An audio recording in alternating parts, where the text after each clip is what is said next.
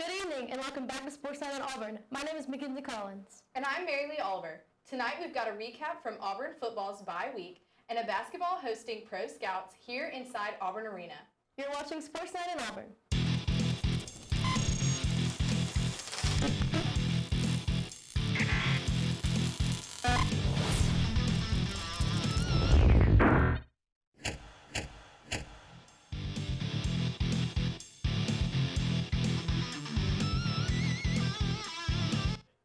We're at the midway point through the year for Auburn football, and after a solid start to the year with freshman quarterback Bo Nix, the Tigers sit pretty at 5-1.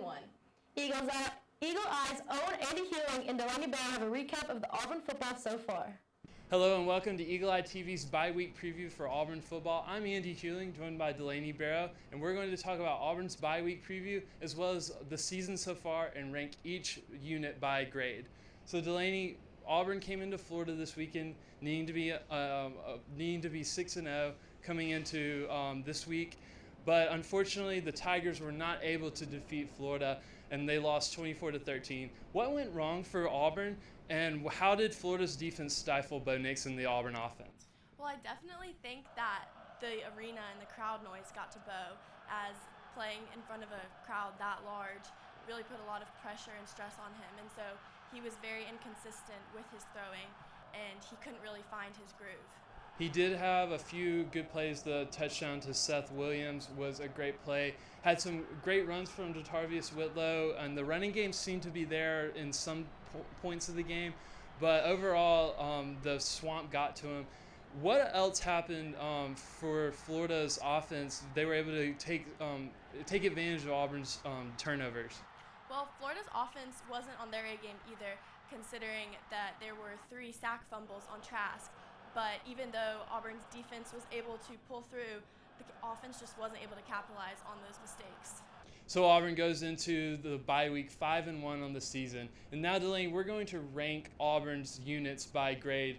It's midterms week here at Auburn, so a lot of people are getting grades. So now we're going to give the Auburn football team some grades. So let's start out with the special teams. How have they been this season? Kind of struggled a little bit to the start, but how would you grade them? I would grade them probably an A-. They definitely were struggling in the beginning, especially against Oregon and this past weekend with punt returns, but they're improved somewhere in between, and there's always room to go up. So I'd say A-. And I think Christian Tutt's been a huge factor in Auburn's punt return game for special teams. He's had some really good returns. We saw it at Texas A&M. He was able to get a lot of good punt returns. Now, yes, the fumble this weekend was very tragic for Auburn, but I think the special teams, Anders Carlson kicking field goals, has been a bright spot for the Tigers, and I think they deserve that A-. So now we're going to move over to the offensive side of the ball. Now, everyone has talked about it. The freshman quarterback, Bo Nix, new offensive lineman, Jatarvius Whitlow coming back for his sophomore year, a great receiving core. How would you grade their season so far? You know, if I'm being honest, I would probably say a C+.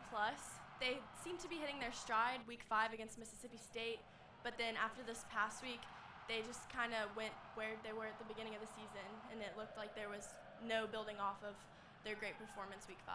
And it was definitely 2 steps back for the Auburn offense. I think the pressure of going into the swamp, undefeated, Florida looming large, I think it got to the freshman quarterback, and we saw that, made a lot of bad reads on some throws. But I think you can take some positives if you're an Auburn Tiger fan, that the offense has had some good games. The Mississippi State game was a good game. The Kent State game, they put up a lot of points. Oregon, they found a way to win when they needed it most. The Texas A&M game, they made a statement on the road. But it's still, as you said, it's going to be a learning progression for Bo Nix as he's made some mistakes. But I think the Auburn offense can improve and can get better towards the end of the season. So now we're going to go to the defensive side of the ball. They've been very strong. They've kept Auburn in games. How would you grade them this season? I would give them an A+. I think that they have really found their stride. They're definitely one of the most elite defenses in the country, with star players like Derek Brown, who had 4 tackles this weekend, 1 sack, 2 fumbles. So, I mean, I think that they're doing pretty good. And see, we've made a lot of comments on Derek Brown, Marlon Davison, but I think one person you have to look at is KJ Britt. He's been a stellar player so far for Auburn. He's really led the linebacking core very well, made a lot of crucial tackles, and the defense as a whole has made crucial stops when they need to. I go back to that 4th and 1 against Oregon, where Oregon needed this drive to maybe wipe away the Auburn comeback, but Auburn made a stand, and they were able to go on and get the win with 9 seconds left. I think that was one of the turning points of the season early on. Also, the performance against Texas A&M, where they were able to shut out A&M out of the red zone for 3 quarters until A&M was able to find the end zone in the 4th. And I think it goes to show you that Kevin Steele has made this defense one of the best in the country, and they're able to keep Auburn in games. Now, whether or not the offense can come through is a question, but at least the Tigers know that if they're ever in trouble offensively, they know their defense can back them up. So now we're going to talk about Auburn's remaining schedule, and it doesn't look easy for the Tigers as they face LSU, Georgia, and Alabama in this upcoming stretch. And Delaney, I want to get your thoughts on what Auburn's road looks like. What are the games that you worry for them the most, and what are the games that you think Auburn can easily win? Well, I know that this stretch of away games is going to definitely be trying on the Tigers. After the bye week, there'll be Arkansas, so definitely not a game to take lightly, but as long as the Tigers play and improve on what they need to work on from week 6 against the Gators, I think that they have a good chance of winning that one pretty easily. But then after that with LSU, they're really going to have to pick up their game because that's when the hardest stretch is going to start.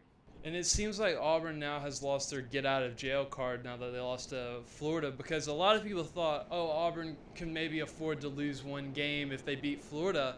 But now it's looking like LSU's going to have to be a must-win game, which is not good considering Auburn has not won down in Baton Rouge since 1999, since Tommy Tuberville was there.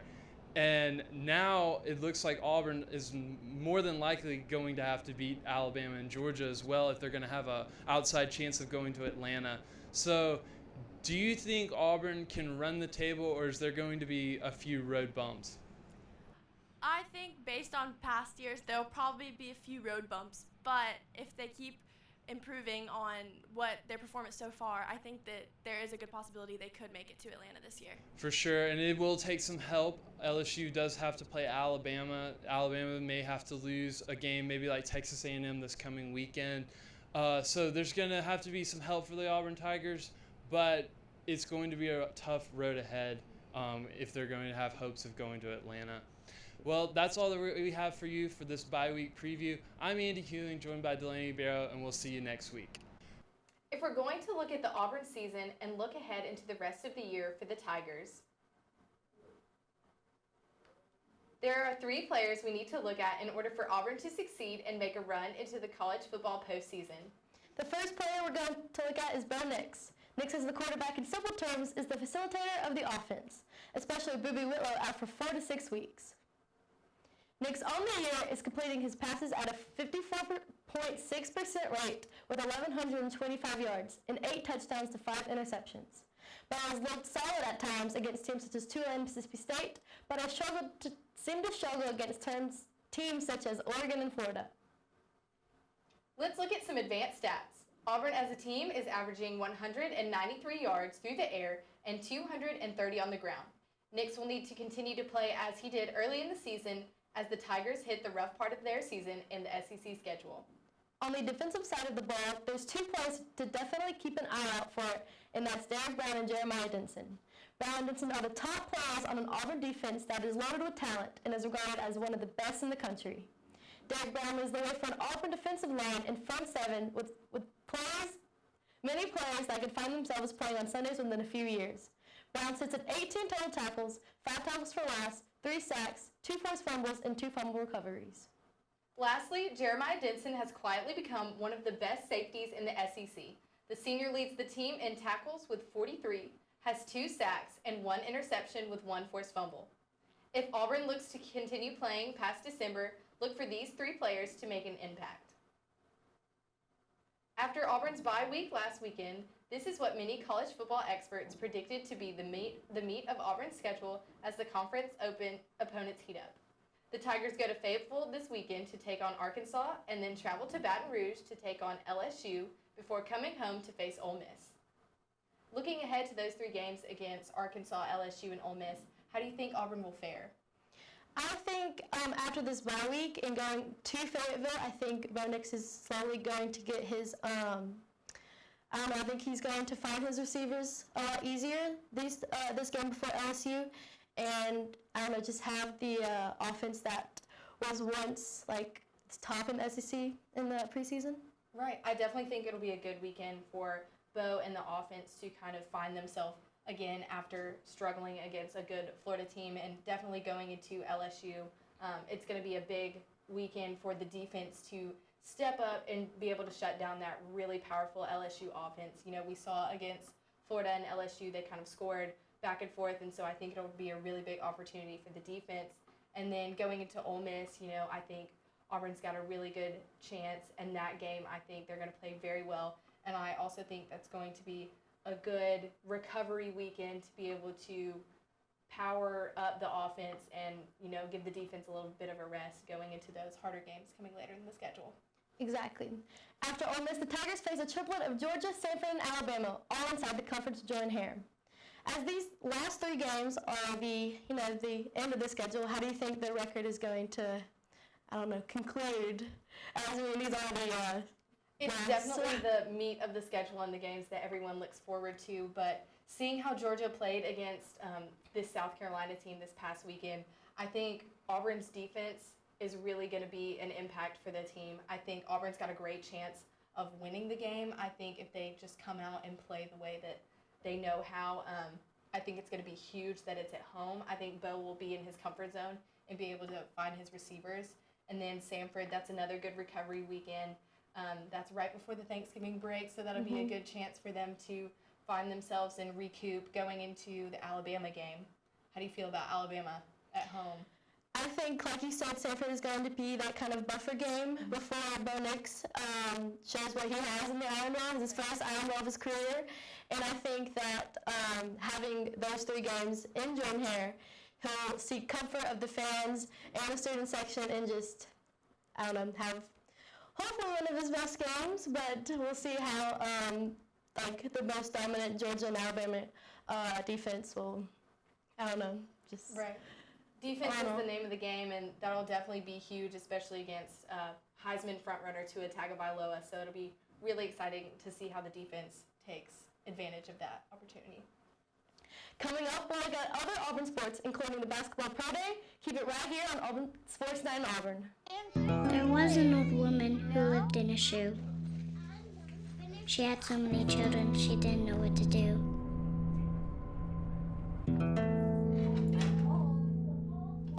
She gave them some broth without any bread and kissed them all soundly. Lights out. Good night. And put them to bed. Hunger is a story we can end. End it at feedingamerica.org.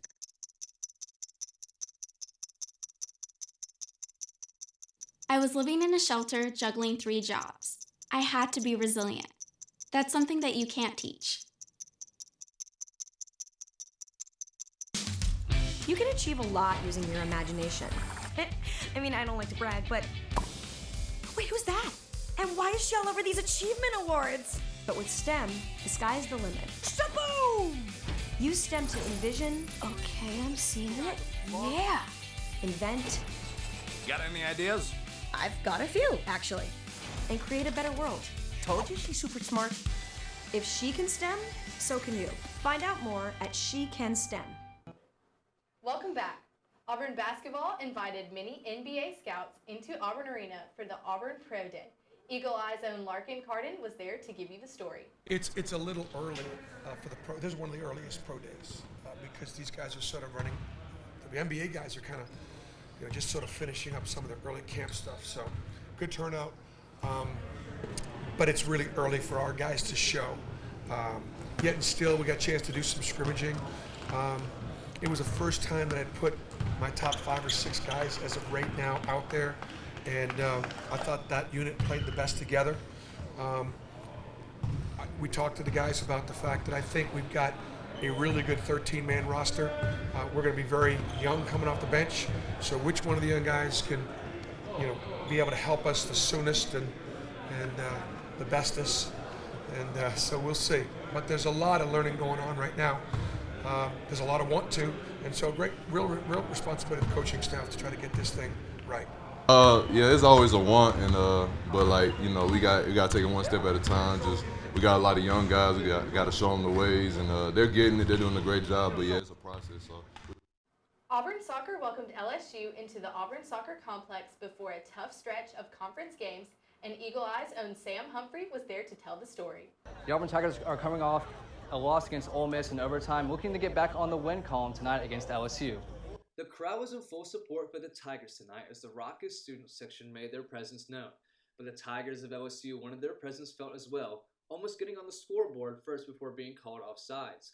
Auburn was first to score after Alyssa Melanson crossed the ball into the box that was deflected off of an LSU player and went into the back of the net. LSU would come storming back, though, with a 35-yard rocket hitting the crossbar, which seems like the theme for most of the night. Kate Hart was the player of the game, with 2 huge saves to keep the clean sheet for Auburn, making an athletic dive to save the first and making herself big on the second. On the other side of the ball, it seemed like Auburn's attack could not be slowed down, as they had chance after chance to put plenty of goals in the back of the net, and, as I said earlier, most would ultimately end up hitting the post. Auburn had 11 shots total, with 4 of them on target, but hitting the post does not count as a shot on goal. There was a scramble inside the box with Auburn trying to get their second goal before Corey Locksley took the ball from her 40 and ran right at the defender, going left, then going right, then shooting and scoring to put Auburn up 2-0 and get the W. The Auburn Tigers got the win that they were looking for against LSU after coming off a loss against Ole Miss. Next up for the Tigers, a date with Texas A&M here at home at the Auburn Soccer Complex on Sunday. Reporting live from the Auburn Soccer Complex, my name is Sam Humphrey, Eagle Eye TV. The Tigers would take on Mississippi State in Starkville and would go down by a final score of 3-2, and just this past Sunday, Texas A&M came into the Auburn Soccer Complex, and Eagle Eye's own Andy Hewling was there to bring you the highlights. After a tough loss against the Mississippi State Bulldogs on Thursday night, Auburn welcomed in the 13th-ranked Texas A&M Aggies into town. The defenses dominated the first half as both sides had few chances to shoot on goal. The Tigers had the first real opportunity of the game as Jessie Giroux dribbled into the penalty area, only to be tackled by an Aggie defender before she could even take a shot. The Aggies would have chances of their own as they had 15 corners in the game with 4 shots on target. After a scoreless first half, the Aggies would find the breakthrough off a corner, despite the protests from Auburn's players that their goalkeeper was fouled on the play. That goal would prove to be the difference as the Tigers would lose 1-0, dropping their 3rd SEC game of the year. Well, obviously we felt our goalkeeper was fouled, and that was really unfortunate way to give up a goal. But at the same time, I told my team we had so many chances and we didn't capitalize, and you can't rely on officiating. We got to take care of our own business, and we got to put the goal away when we have that opportunity. Well, I talked about we're really proud of them with the effort. I thought we fought till the very end and created opportunities. We certainly have to capitalize on those opportunities more, and that's going to be an objective going into the next game. Auburn will go back on the road Friday as they will face Florida in Gainesville at 6 p.m. From the Auburn Soccer Complex, I'm Andy Hewling, Eagle Eye TV. The recent streak gives the Tigers an overall record of 6-6-2 and 3-3 in conference play. Auburn traveled to Oxford, Mississippi to take on Ole Miss in an SEC matchup over the weekend. The match began promisingly for the Tigers as even though they dropped the first 2 sets, offensively they put up 21 points. Heading into the 3rd set, the Tigers felt confident they could even up the score. Unfortunately, that was not the result that they would get as the Tigers dropped the 3rd set by a final score of 25-18. The loss drops Auburn to 6-10 overall on the season and 0-5 in conference play. Coming up, we'll keep you up to date on everything happening on the Plains. Keep it right here on Sports Night in Auburn. Yeah, Sam, Elmo. Oh, hey, Julia. Are you ready to play band with us? I'm going to play my clarinet. And Elmo's going to play his drum. Drum loud. Oh, well, you know what to do, Julia. Julia knows. With Julia's autism, loud sounds can be too much. But she still loves to make music. Play band. Early Screening for autism can make a lifetime of difference. Find out more at screenforautism.org. Put the keys down, Kevin. But I'm gonna drive home. There are several warning signs present that you shouldn't be driving. My text to emoji ratio has gotten a little out of hand. A little? Yep, I'm definitely gonna call a ride home. Yo, Scott. Hey. I'm heading out, man. You want to ride? No, I got my car, but I actually really need to go to the bathroom. Oh, you know what? I was just in there. The line is like 10 people long. You know, I think I'll just...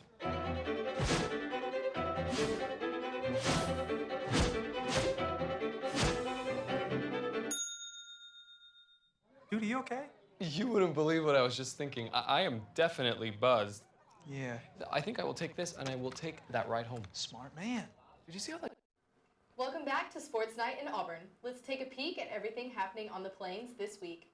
First, men's and women's tennis is taking part in the ITA Southern Regionals from Thursday through Sunday, with the men taking part here at home in Auburn and the women traveling to Baton Rouge.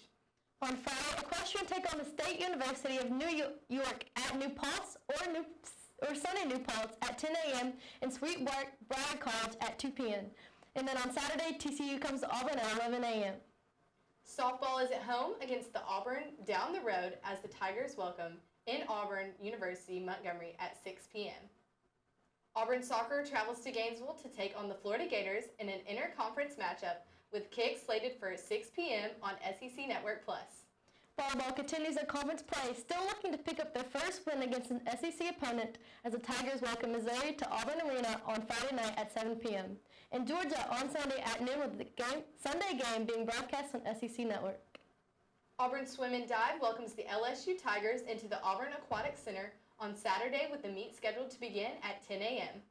Auburn football looks to right the ship as the month away from Jordan-Hare continues as the Tigers travel to Fayetteville, Arkansas to take on the Razorbacks, with a kickoff slated for 11 a.m. and can be seen on the SEC Network. And to wrap up the weekend, men's golf travels to Windermere, Florida to partake in the Travis Stock Collegiate Invitational at Islesworth Community College. Thank you for joining us. I'm Mackenzie Collins. And I'm Mary Lee Oliver. You can follow us on Twitter at EETV_sports, Instagram at EagleEyeTV, and check out our website, eagleeyeauburn.com. We're Eagle, and good night.